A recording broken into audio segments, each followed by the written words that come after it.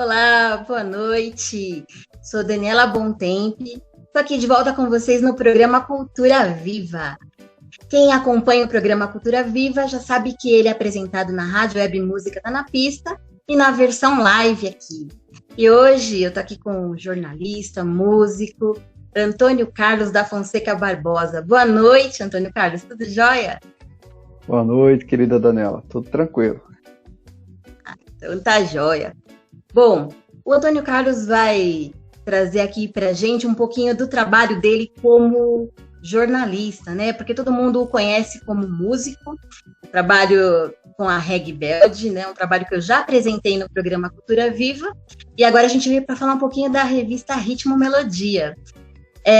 Primeiro, Antônio Carlos, queria apresentar você para as pessoas. Queria que você contasse um pouquinho de onde você vem, sua data de nascimento, revelar aí para a galera sua data de nascimento e sua formação, né? Contar aqui um pouquinho para o pessoal.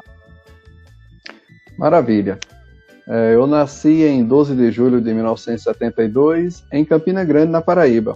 E na mesma cidade eu cursei Comunicação Social e Artes na Universidade Estadual da Paraíba. Então a minha formação é em jornalismo. Bacana, bacana. E assim, lá em Campina Grande, você chegou a trabalhar como jornalista? Como que foi?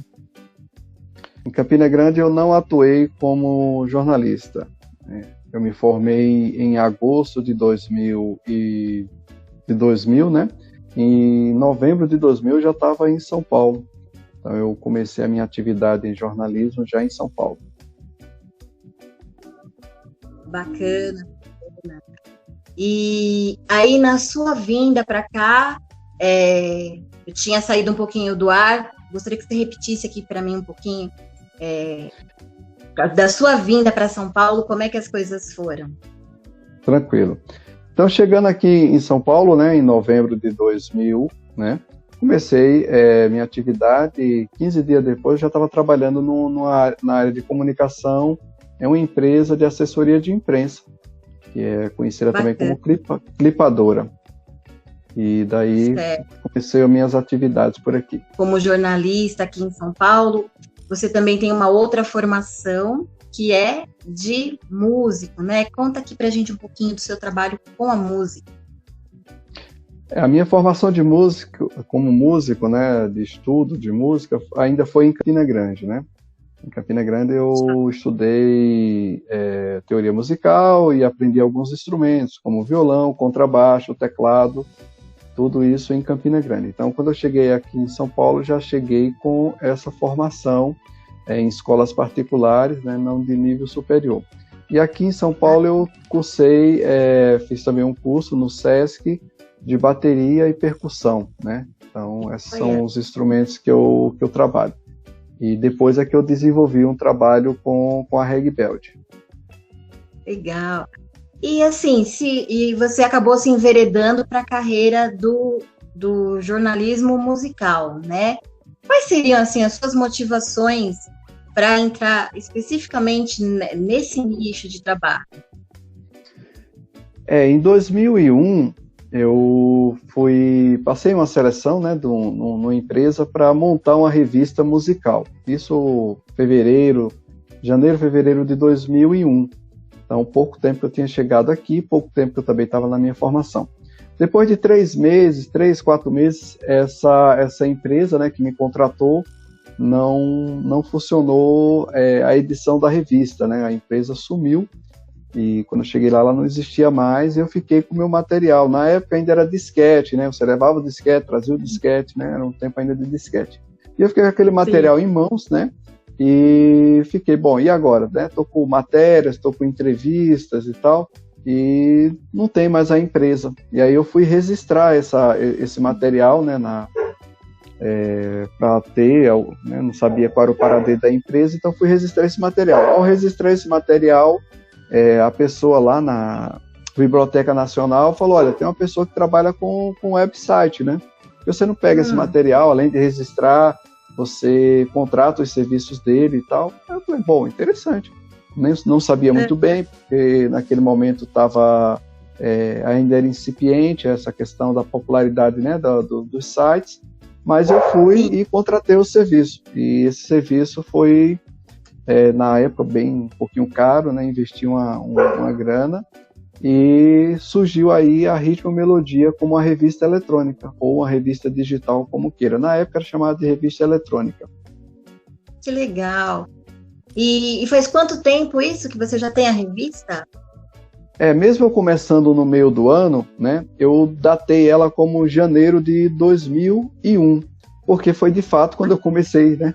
Então, ela entrou no ar em julho, né? Ela entrou no ar em julho, mas eu datei ela como sendo, pelo conta do material, como sendo... O nascimento foi através daquele primeiro contato. Então, ela já fez aí 20 anos, né? Nossa, 20 anos. E assim, esses 20 anos de revista e tudo, você tem algum tipo de apoio ou alguma coisa que custeie esse trabalho durante esses 20 anos que passaram? Quando eu iniciei a revista, ainda tinha aquele padrão e até mesmo um sonho, né, de transformar a revista em um material impresso, né? Até porque eu vinha dessa escola de jornalismo, ainda, né, no final do século passado, né, início do novo milênio, mas a gente resguardava. Então a ideia era manter o site, procurar patrocinador para fazer ela numa versão impressa. Mas passou-se 20 anos, eu não consegui ainda fazer isso, né? Vou conseguir agora através de um livro, que eu acho que vamos falar mais para frente, mas em termos de revista, ela nunca foi colocada em papel.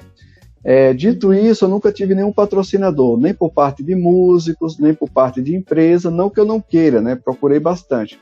Mas o nicho que eu trabalho termina também dificultando, porque não é um nicho de modismo ou de música de descartável, então você termina também tendo uma trava para essa área mais mercadológica, né?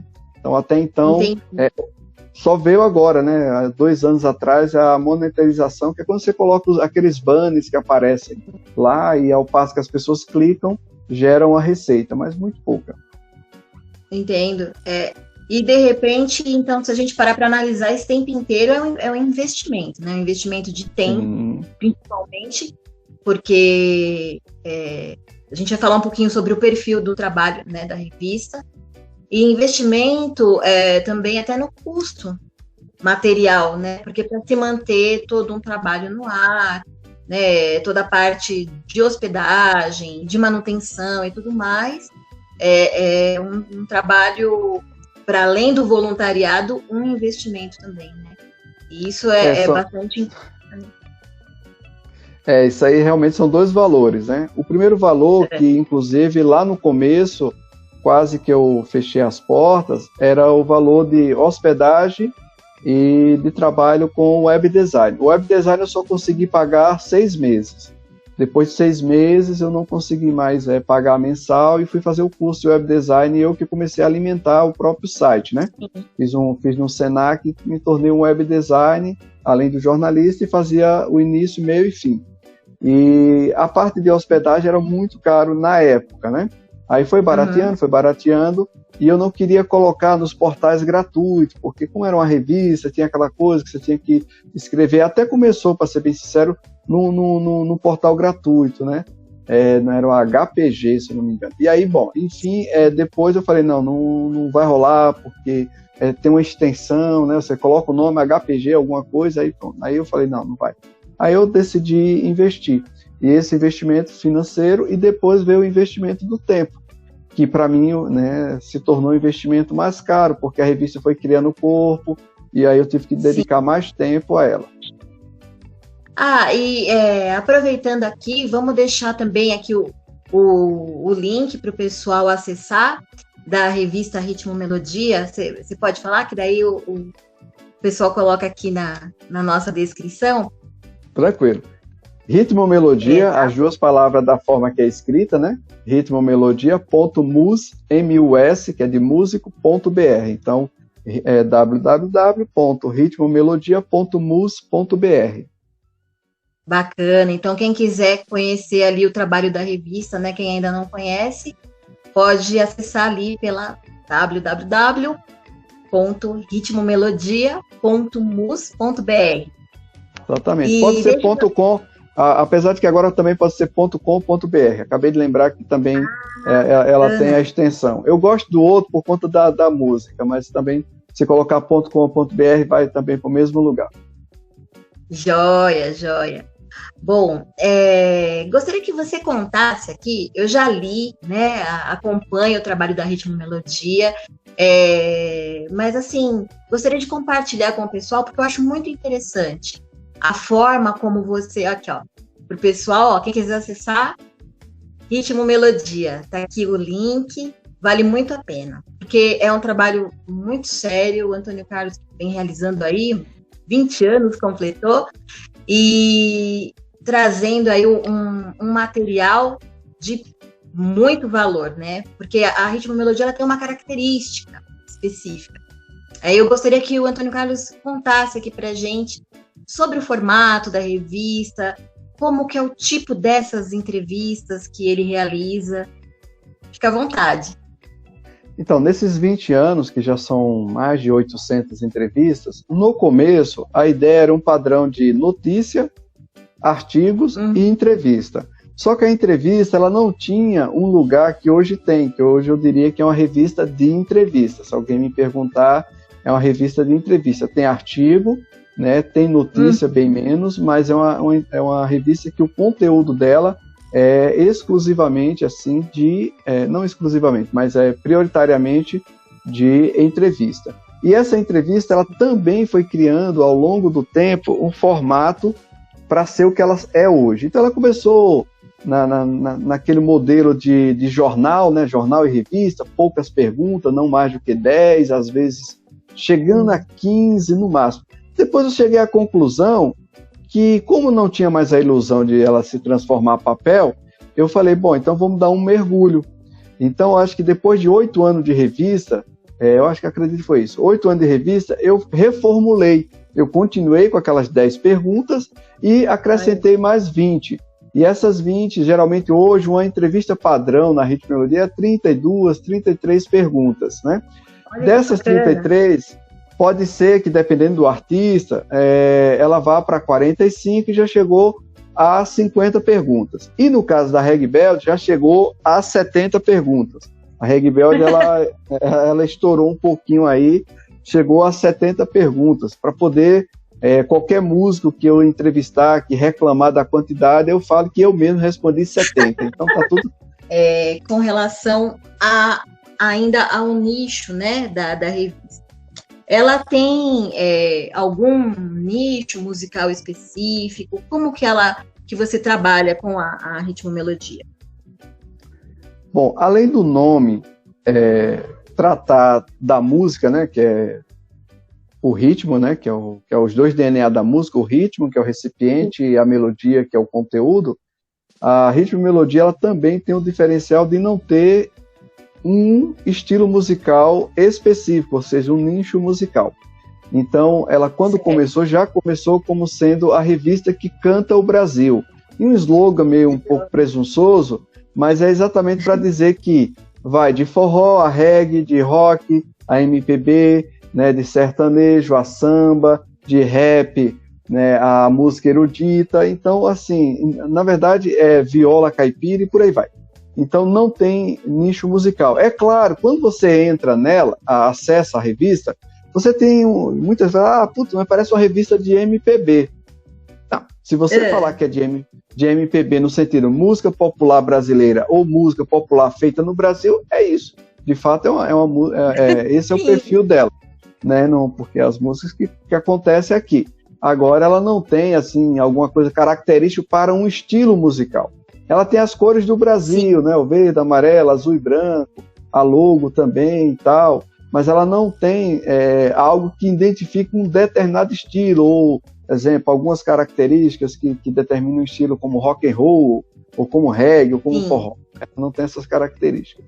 Que tipo de informações, né, você traz assim um perfil específico das pessoas entrevistadas? Como que tipo de informação que você compartilha assim com o público?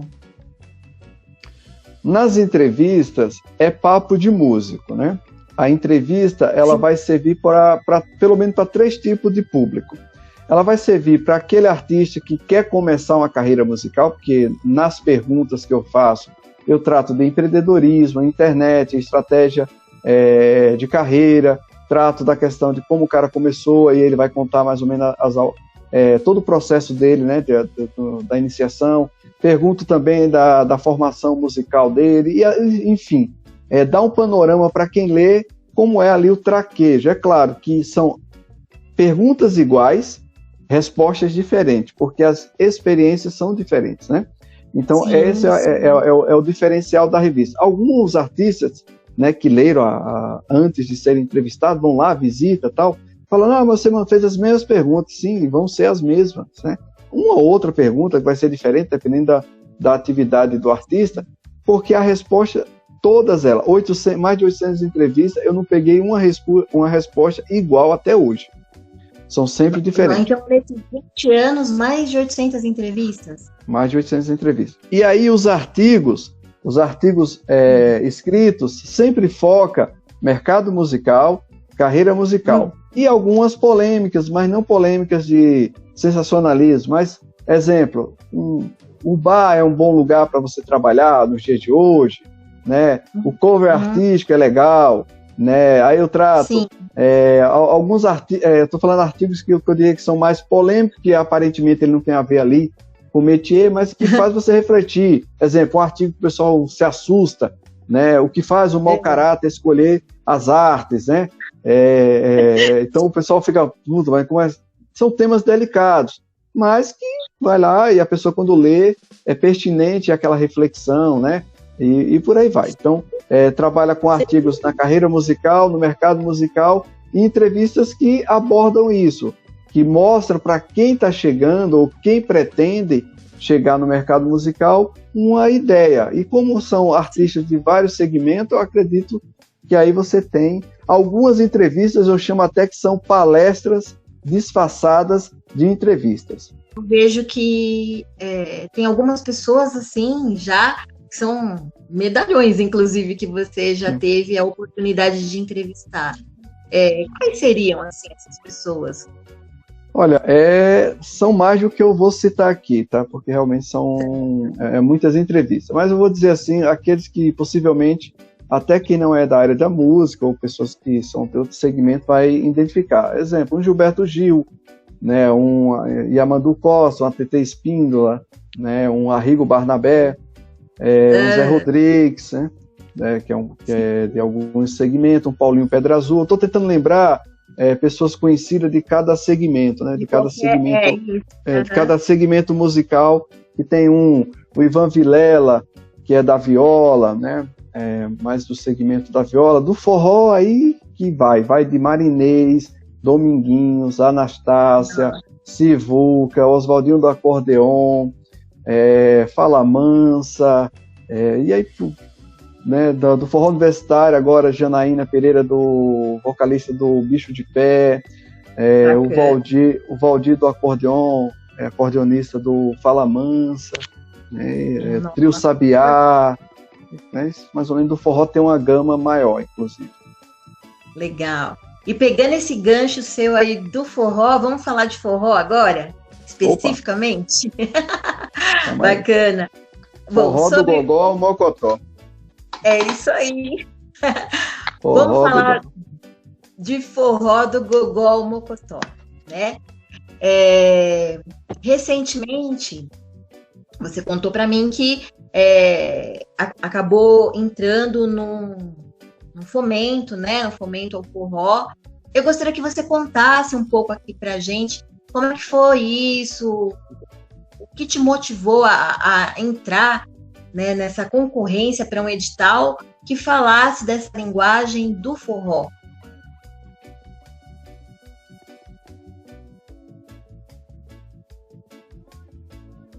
Tá me ouvindo? Consegue me ouvir? Bom, com relação ao fomento do forró, começou primeiro pelo que já estava sendo feito, né? São 20 anos entrevistando artistas e se tornou a revista que mais entrevistou forrozeiros e regueiros. Então, esses dois segmentos terminou sendo uma revista que não tem, né, brasileiros, assim, né, artistas brasileiros, que tem outra revista que tenha a gama de entrevista que eu tenho. E, dito isso, quando começou o primeiro fomento do forró, as pessoas começaram a se movimentar, a apresentar seus projetos, eu falei, opa, por que não, né? O meu já está posto, né? O meu já está posto, já está aí, e é uma forma também de eu realizar, pelo menos aí, dois, né, concretizar, não realizar, concretizar duas expectativas que a revista carrega. O primeiro é ter um material impresso. Muitas pessoas acreditam que o trabalho da Ritmo e Melodia é uma biblioteca, claro que virtual, mas que ela também serve, se for feita como livro, também ir para as bibliotecas, né? Eu falei, então, é a oportunidade agora. Então, eu apresentei o projeto, né, Forró do Gogó ao Mocotó, onde é o lançamento, né, de um livro com essas entrevistas e também de palestras sobre o forró, sobre carreira musical e mercado musical, né? E além de live e outras coisas que estão dentro aí do escopo do projeto. Quando esse projeto foi aprovado, tinha perto de quase 100 artistas que eu já tinha entrevistado. Depois que o projeto foi aprovado, finalzinho de 2000, e oficialmente colocado em prática em fevereiro de 2001, simplesmente de janeiro até o mês agora de junho,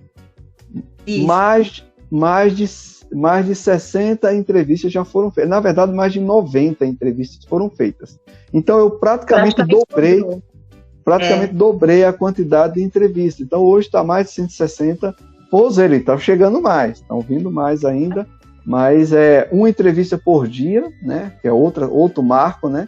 Desconheço qualquer revista que tenha uma entrevista por dia e com forrozeiros, né? Então, isso é um fator curioso, né? Aí eu ressalto pelo menos 3 coisas importantes para quem está nos ouvindo, e que é do forró.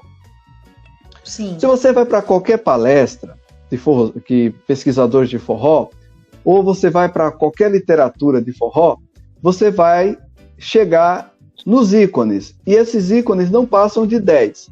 Se for mulheres, Carmélia Alves, Anastácia, Marinês, Elba Ramalho, né? Fica mais ou menos por aí.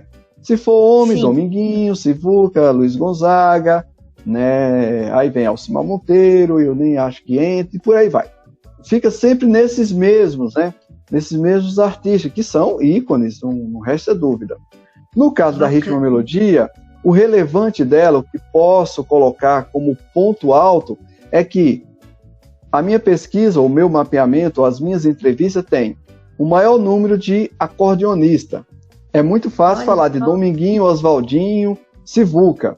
Agora, quando você fala de baixo do acordeon, quando você fala de Terezinha do acordeon, você fala, meu Deus, né? Naquela vulgaridade, até desrespeito, vão perguntar quem é na fila do pão ali na padaria, quando eu vou, né? São pessoas comuns, mas são pessoas comuns que carregam o piano.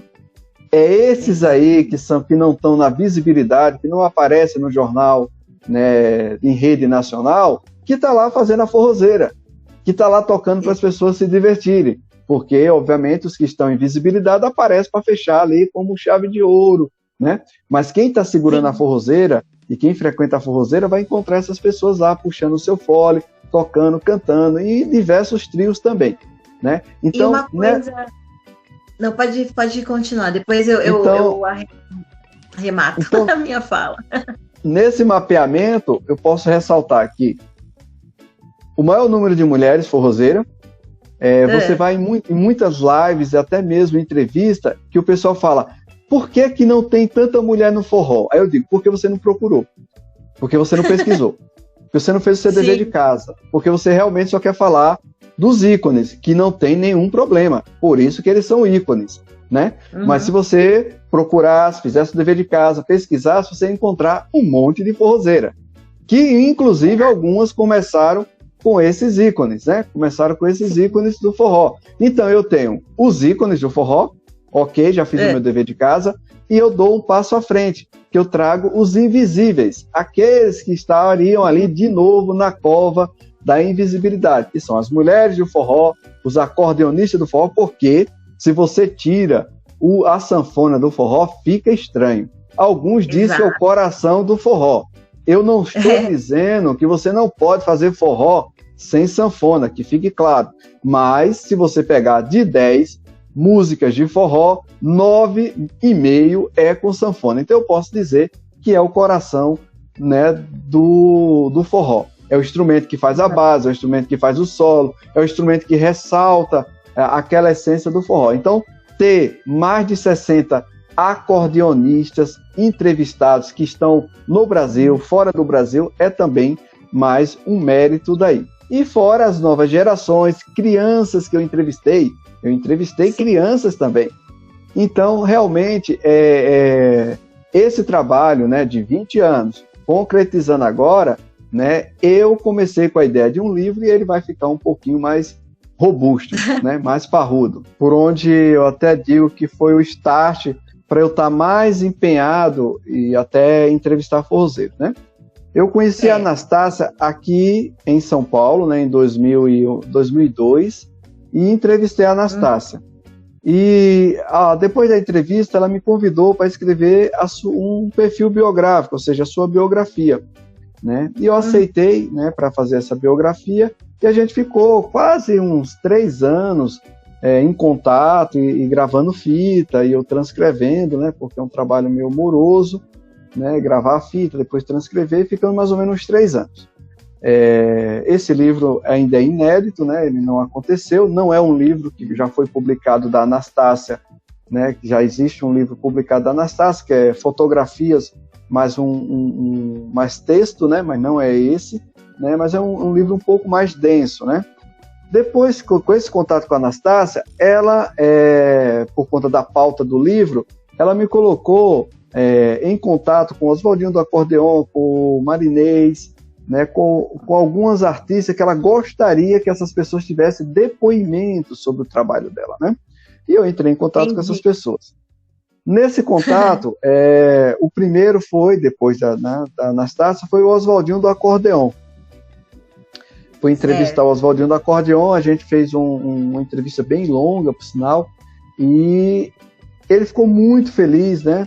Porque ao término da entrevista, por sinal, eu falei, olha, por mim já está dado, está tudo tranquilo e tal. Ele falou, tranquilo, também estou satisfeito, né? Foi a primeira vez que alguém me entrevistou querendo saber realmente da minha atividade profissional, que é ser músico, tocar o meu acordeon, né? E não da fama, de quanto eu já ganhei, quantas vezes eu fui em programas importantes, quantos famosos eu acompanhei, etc. E se você me der a oportunidade aí, eu gostaria de te dar uma carona para a gente ir continuando nossa conversa, né? Não necessariamente mais a entrevista, porque é importante a gente, né, poder falar da nossa arte, né, do nosso ofício. Isso me deixou muito feliz, porque é quando o artista, de fato, ele quer falar sobre o seu trabalho, ele encontra alguém que quer publicitar isso, alguém que quer colocar isso para frente para as pessoas lerem. É uma das entrevistas que eu tenho muito orgulho, que é a do Oswaldinho do Acordeon. Depois do Oswaldinho do Acordeon, eu conheci a Marinês.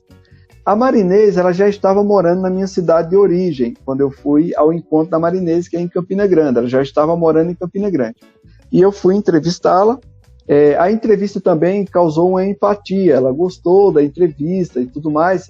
E na oportunidade, como eu falei logo no início da nossa conversa, eu já era web design. E ela perguntou, quem é que faz a sua revista? Tá muito bacana e tal. Eu falei, olha, quem faz a minha revista sou eu mesmo, desde o texto ao site. Então você poderia fazer o meu site? Eu falei, olha, eu tô de férias aqui em Campina Grande. Se for em uma semana, que é o período que eu tô aqui, eu faço sim. E aí eu fui fazer o site da Marinês. Né? Tô contando isso para dizer que, por conta de fazer o site da Marinês, eu tive o privilégio de tomar café e almoçar com a Marinês, porque ela queria que eu chegasse muito cedo, porque a gente só tinha uma semana e era muita coisa para fazer. Então ela falou, venha tomar café aqui, o meu café. Então imagine, eu com o ícone do forró, eu acredito, eu acho que poucas pessoas vai duvidar disso, mas assim, a pessoa no forró em voz, né, é a Marinês, né, nordestina, trazida aí, né, já tocava antes de conhecer o Luiz Gonzaga, e ia estar ali, né, tendo eu diria, né, uma pessoa na idade de ser a minha mãe, ou até mesmo a minha avó, me servindo café, batendo um papo. Não era a artista, né? Não era aquela que eu assisti muitas e muitas vezes no Parque do Povo, ali dançando um forró. E eu ficava meio sem acreditar nisso. E depois, ao passo que eu estava na sala, conversando com o filho dela, o Marcos Farias, né, maestro Marcos Farias, do qual eu também tive a oportunidade de entrevistá-lo. Já conheci também o filho dela. Né? Eu já tinha conhecido em São Paulo, apresentado pelo Oswaldinho, mas lá eu pude conversar mais com ele. Ao ponto que eu estava ali fazendo o site, estava vindo aquele cheiro de comida caseira, feito pela Marinês. Eu falei, não estou acreditando nisso. Então foi realmente uma semana, eu pude dizer, eu estava na casa da Marinês, podendo ali estar conhecendo a pessoa Marinês, né, como ela é. Que privilégio, um privilégio mesmo, isso eu realmente guardo, né? E a pessoa humana, não o privilégio do ícone, mas a pessoa humana. E nisso, quem foi visitar a Marinês foi o Antônio Barra e Cecel, e eu entrevistei já de lambuja eles, e ainda conheci a filha do Antônio Barra e Cecel, que é a Maíra, que também é cantora de forró, e também entrevistei. Então eu fiz o pacote todo, né? Todo o pacote aconteceu ali, entrevistei o filho, entrevistei a Marinês, Antônio Barra e Cecel, e mais a Maíra, né, que também estava no mercado. Depois disso, voltando, né, para São Paulo, eu conheci a Carmélia Alves. Eu estou colocando na cronologia, tá? Aí eu conheci a Carmélia Alves, que foi através do Assis Ângelo, que é um pesquisador, jornalista, pesquisador, lançou alguns livros, inclusive sobre o Gonzaga, sobre o Dominguinhos, e ele estava escrevendo a biografia da Carmélia Alves, que eu não sei se ele concluiu, mas na oportunidade que ele me convidou para ir na casa dele, para entrevistar a Carmélia Alves, era por conta que ele estava empenhado nessa possibilidade de biografia. E aí eu fui conhecer a Carmélia Alves. A Carmélia Alves, né, para as pessoas que não a conhecem, fazendo um pouco do espólio, ela é a que depois do Luiz Gonzaga, na verdade ela começou junto com o Luiz Gonzaga, nos anos 40, né? E ela cantava de tudo. Com a popularização do baião, quando o baião se tornou importante, simplesmente a Carmélia Alves entrou também para o baião e gravou músicas, né, inclusive o baião do Humberto Teixeira, e fez um sucesso danado. Ela, carioca, filha de nordestino, né, gravou música nordestina antes da Marinês, tá? Antes da Marinês, a Carmélia Alves gravou. E foi uma entrevista maravilhosa, porque ela já estava, né, ali perto dos seus 80 anos, e eu pude ali gravar e ter esse contato com a Carmélia Alves, uma pessoa muito singela também, muito, muito humana, né? Espiritualizada, falou muito da sua religião espírita, etc. e tal. Então teve esse contato. E depois, e eu deixei aí, né, por último, né, o meu ídolo, que é o João Gonçalves, que eu conheço literalmente desde criança, quando eu frequentava os forróis em Campina Grande, o Parque do Povo e outros forróis, eu ali no palco assistindo o João Gonçalves, o rei do duplo sentido, né, e pude entrevistar também o João Gonçalves. Ou seja, o meu ídolo, né, de infância, eu como jornalista entrevistei em 2003 o João Gonçalves, né, já morando aqui em São Paulo, e pude depois, a convite do João Gonçalves, né, o conhecer pessoalmente, porque eu conheci ele pessoalmente no palco, mas não na sua casa, no bate-papo, né? E aí fui eu lá conhecer o João Gonçalves, tomar café com o João Gonçalves, com o meu ídolo. Mais uma vez, um privilégio, né, nessa trajetória. Ao conhecer, né, o João Gonçalves, né, ele conversando comigo, sabendo que eu sou músico, que eu sou poeta, ele falou, e aí, você não quer deixar algumas letras suas aqui para eu dar uma olhada? Vai que acontece aí de eu criar umas melodias. Eu nem acreditei, né? O meu ídolo me pedindo ali né, um texto para ver. E detalhe, o João Gonçalves não coloca melodia em texto pronto. No meu caso, eu posso dizer que foi o primeiro que o João Gonçalves colocou melodia em um texto pronto, porque eu entreguei os textos para ele, os poemas para ele, as letras para ele, né? E ele sempre faz a música direta, ele faz a música já com melodia e tudo mais. E o João Gonçalves, ele é curioso, porque ele não toca nenhum instrumento musical. Então ele faz as músicas a capela, ou seja, sem acompanhamento, gravando ali no gravador dele, batendo com o dedo na cabeça do microfone, né, fazendo com que ali ele dá o ritmo, né, do forró, do shot, do baião, do arrasta-pé, para ele saber mais ou menos o que é que ele quer naquela canção, e grava. E eu tive aí o privilégio de ter 8 músicas em parceria com o João Gonçalves. 8 músicas essas que são inéditas ainda, né? E no dia 21 agora desse mês de 2021, infelizmente o João Gonçalves se tornou estrela. Veio a falecer aos 85 anos de um infarto, e a gente perdeu mais um ícone do forró, né? No início, né, do ano, foi o Genival Lacerda, que foi o que emplacou a primeira música de sucesso do João Gonçalves, Severina Chique Chique, né? Quem não conhece Severina Chique Chique, que inventou uma boutique para a vida melhorar. Pedro Caroço, filho de Zé Calan, aí, né? Ele tá de olho na boutique dela, ele tá de olho na boutique dela. Algo que todo mundo chama essa música de A Boutique, porque acha que essa é o nome da música, mas o nome da música é Severina Chique Chique, tá? E depois emplacou outras músicas, né? O próprio Genival Lacerda, Galeguinho do Zóio Azul, né? Que é outra, Locadoras de Mulheres, né? Que é outra também. Ele é o rei do duplo sentido, então essas músicas, elas têm essa peculiaridade. E aprofundando um pouco mais no que é o duplo sentido foi marginalizado. Agora, não confundam duplo sentido com letras que você escuta hoje em alguns gêneros musicais que não tem duplo sentido, só tem um sentido só, sexualizado. O duplo sentido, uma criança pode ouvir. E essa criança ouvindo, ela não vai dar esse duplo sentido. Esse duplo sentido, geralmente, quem dá é os adultos. Olha que coisa maravilhosa.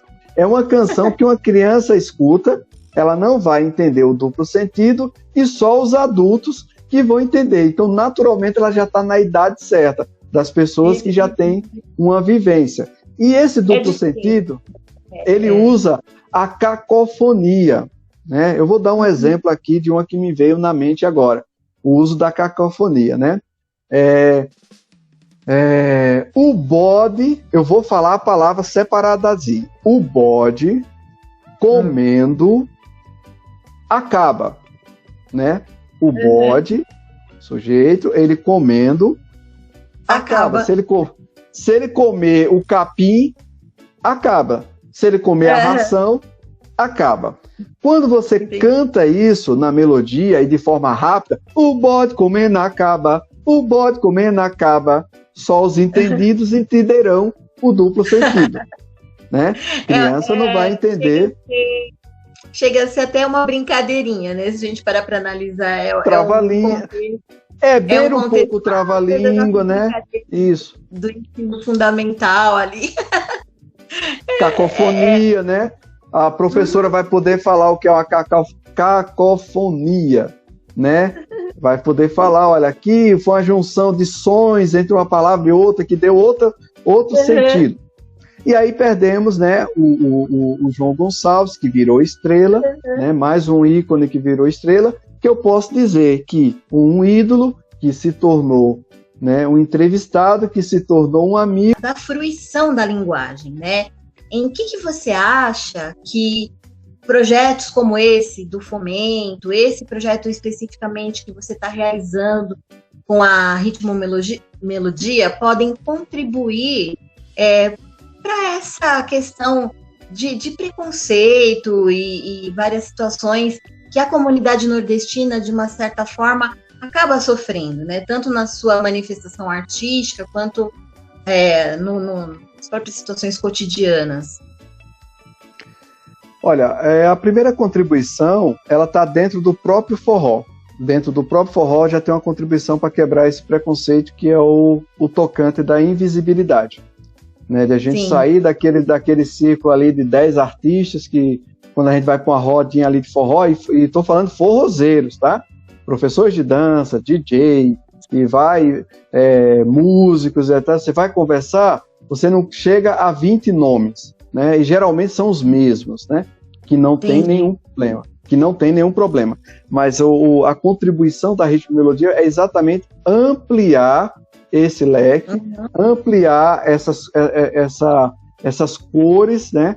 Trazer mais pessoas, inclusive muitos artistas estão me dando feedback disso. Cara, eu nem sabia que essa pessoa estava no forró. E mais ainda, há 40 anos. Então você vê o desconhecimento, né? Porque aí você tem o preconceito, você tem o desconhecimento de quem está dentro, e automaticamente você não fortalece. E para as pessoas em comum, você ter um trabalho desse consolidado em livro, e depois também até em palestra, você proliferar isso, propagar isso, você também vai fazer com que as pessoas respeitem. Não é ali meia dúzia de gato pingado, mesmo que são conhecidos, mas é uma gama de pessoas. São pessoas que sobrevivem disso, são pessoas que alegram a cidade, são pessoas que têm um capital de giro. Então, eu acredito que sim, essa contribuição da Ritmo e Melodia para romper preconceitos, para trazer pessoas, né, dar voz às pessoas que não tinham voz, né, pelo menos nos meios de comunicação, e ainda não tem nos grandes meios de comunicações. Ah, que bacana. Nossa, mas é realmente, assim, muito valoroso, né, pensar o quanto que várias expressões artísticas ainda sofrem esse tipo de preconceito, até porque existe também uma questão do consumo, né, da cultura em massa. Então, dos modismos e uma série de coisas. E a cultura tradicional trazendo tanta coisa bonita, tanta beleza ali, de uma questão, assim, da nossa essência, né, da terra, de tudo que a gente construiu historicamente. Né? É muito bacana. Muito legal. E outra coisa que deve ser ressaltada com relação ao fomento é que muitos artistas também, que não estavam inseridos no mercado, né, puderam também apresentar seus projetos e, de certa forma, também romper ali e poder trazer, né, uma fala, poder estar num lugar de fala. E isso também é uma forma de também o primeiro fomento forró, que obviamente vai ter continuidade, né, quebrar ou pelo menos ser um reforço positivo contra o preconceito. E é bacana porque, assim, que você estava contando lá no começo, são vários produtos, né, finais, se for parar para analisar. Você constitui aí um levantamento, né, de pessoas que estão participando do projeto e são forrozeiros que têm a sua moradia ou trabalho estabelecidos em São Paulo, né? Você também tem aí uma publicação, digamos, dessa história dessas pessoas, através dessas biografias. Você também acaba constituindo um caráter formativo, pelo que eu entendi nessas palestras. Como que funcionam essas palestras? Bom, as minhas palestras, que a gente tem que chamar por esse nome, mas eu gosto mais do termo vivência, né? E gosto mais ainda de um bate-papo, porque a rigor, como eu falei inicialmente, eu sou a rigor jornalista. E a rigor eu trabalho com a revista que é factual.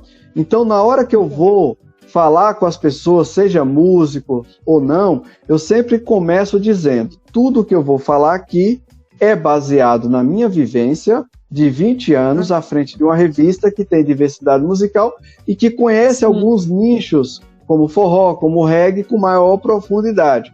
Então aqui eu não venho dar aconselhamento no sentido clássico, aqui não é uma postura de guru, Aqui, o mais próximo de palestra seria o pensamento livre, que alguns vão chamar de filosofia. Eu venho aqui, debato num palco livre, né, aqui no jardim de pensamento, e o que vai aqui você pode discordar, concordar, começar a pensar sobre o assunto. É uma troca de saberes.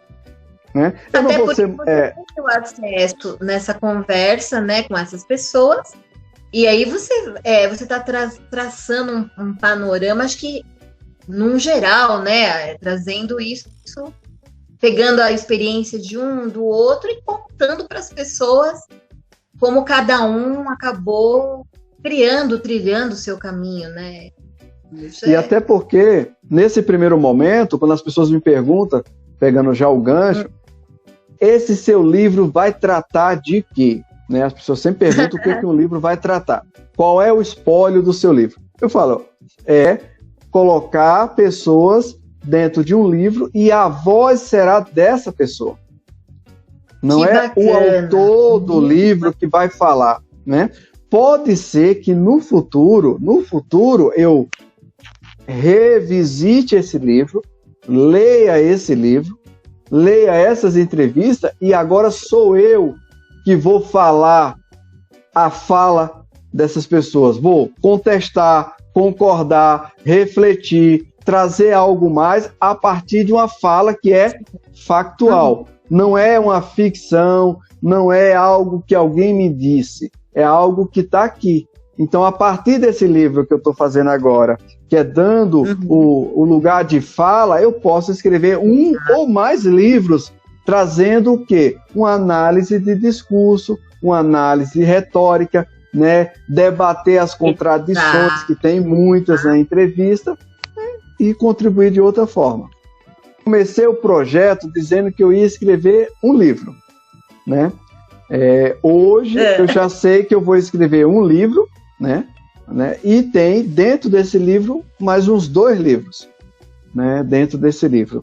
Isso é muito importante. Isso mostra que até mesmo com a motivação, né? Que partiu, né, do projeto, como eu falei, eu quase que dobrei a meta, né? E posso dizer que até o final aí da entrega posso estar com esse número de dobrar. Isso é o bom uso do dinheiro público. Isso é o bom uso de um fomento. Né? De certa forma, um projeto desse, quando se concretiza e é entregue, dá um respaldo para essas leis que são questionadas, o porquê disso. Fala, olha, peraí, aqui tem uma entrega, uma devolutiva. Disponível o material para uma pesquisa, é isso, né? Exatamente. E de certa forma, para o leitor e para os pesquisadores. Porque eu aí eu economizei, ou no mínimo, se eu não economizei, encurtei o trabalho de muitos pesquisadores que trabalham na área do forró. Então, eles vão ter aí uma fonte de pesquisa, não a única, mas mais uma fonte de pesquisa. Exato. E de maneira indireta, né? Também acho que você auxilia, não que você faça isso de maneira racional, né? Que você pense isso, mas a partir do momento que o artista se coloca para fazer um trabalho como esse, de revisitar o trabalho dele de uma maneira biográfica, acho que isso também, de uma certa forma, auxilia o artista no mostrar linearmente, né, para quem o acessa, essa trajetória, organiza de uma certa forma. Por que eu estou falando isso? Porque eu já li alguns artigos, por exemplo, de eu precisar fazer algum trabalho para algum artista que já deu entrevista na Ritmo Melodia. Às vezes o artista tem alguma dificuldade ali com o próprio material e ali na revista acaba ficando um lugar de consulta bacana para você conhecer o trabalho. Na verdade, muitos artistas, inclusive depois da entrevista, quando o artista encara a entrevista como biográfica, ele parte de aonde eu estava, aonde eu comecei e aonde eu dei a entrevista. Muitas das vezes, muitas das vezes, esse percurso é de 20, 40 anos.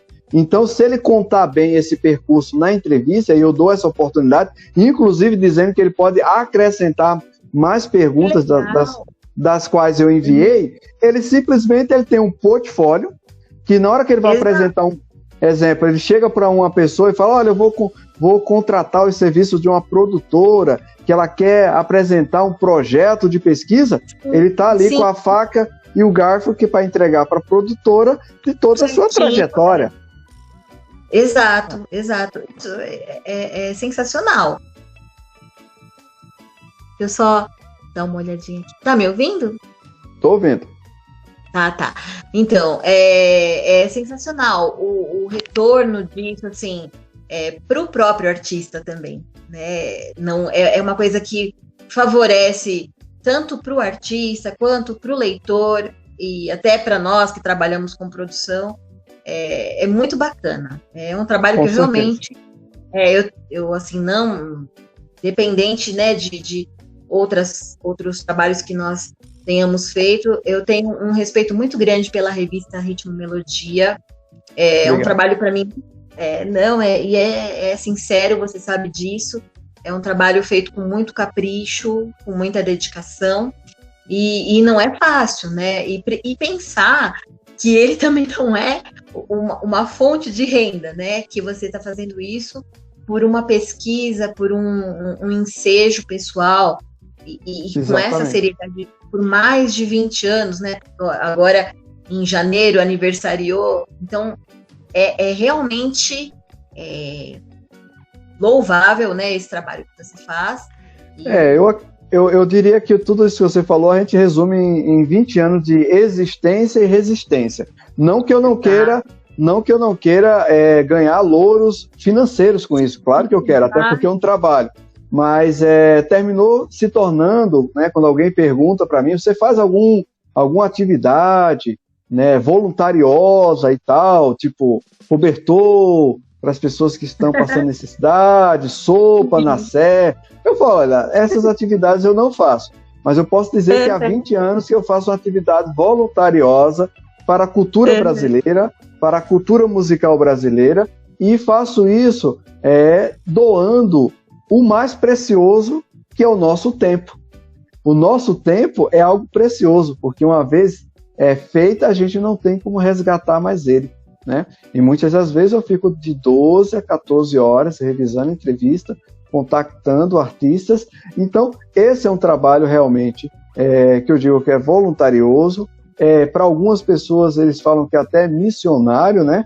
Eu faço ali com a dedicação, sem panelinha, sem contatos de amizades, no sentido de só entrevistar amigos ou só entrevistar por outra benécia, né, que não seja o jornalismo. É uma prática do jornalismo factual, aonde, com certeza, eu trago aí, nesse período todo, né, como eu falei desde o começo, mais de 800 entrevistas, e que, com certeza, né, logo menos aí, a gente vai ter aí, eu já digo na revista lá, né, que é o maior banco de dados, né, para quem procura saber sobre música brasileira.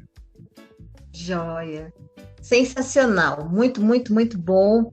Olha, gostaria muito de agradecer sua presença aqui, Antônio Carlos, dividindo aqui com a gente esse trabalho tão bacana que você faz, né? Muitas das pessoas que eu apresento aqui no programa Cultura Viva já tiveram os seus trabalhos publicados, né, em entrevistas publicadas na Ritmo Melodia, e a gente sempre acaba tocando no seu nome, assim, olha, vamos lá, vamos levar o Antônio Carlos ali para poder fazer o programa Cultura Viva em live, para as pessoas conhecerem essa pessoa, né, uma pessoa muito querida aqui dos artistas. E, assim, o espaço é seu para a gente ir finalizando aqui o nosso programa. Maravilha. Eu posso dizer, para não perder, né, a rima, né, que é jornalismo vivo apresentado na Cultura Viva, né? Ou no Cultura Viva. Né? Jornalismo vivo, factual, né, ainda nos moldes aí tradicional, fantástico, que é o jornalismo, dar voz a quem não tem voz. Então, só tenho que agradecer a sua amizade, agradecer a parceria de sempre nos trabalhos que realizamos, aonde a gente se doa de forma recíproca, né? Temos esse respeito e somos pontes, né? Jamais muro, né? E as pessoas, né, que estão nos ouvindo, né, os amigos que já foram entrevistados, aqueles que estão ouvindo que ainda não foi entrevistado, basta acessar a Ritmo Melodia. Na própria Ritmo Melodia já tem a forma de entrar em contato pelo WhatsApp, que é diretamente comigo, né, ou mesmo por e-mail, que é o nome da revista, @hotmail.com, ritmomelodia, @hotmail.com, mandar o seu release e a gente estabelecer um contato. Só tenho a agradecer. Bacana. Que a gente vai deixar as inscrições aqui para as pessoas poderem contactar também os artistas que tiverem interesse em fazer essas entrevistas, né? Porque às vezes não dá tempo de fazer as anotações, a gente já deixa aqui nas descrições. Maravilha. Que daqui a 20 anos você esteja aí no Cultura Viva, no seu programa. Eu que te agradeço demais, Antônio. Um beijo no seu coração. Você é uma pessoa muito querida, viu? E te agradeço por todas as fontes, todos os trabalhos e todas as coisas que a gente vem realizando. Que fique aqui de maneira pública o meu respeito e o meu carinho por você. Tá joia? A recíproca é verdadeira. Então tá bom. Até semana que vem. Beijo. Tchau, tchau. Parabéns.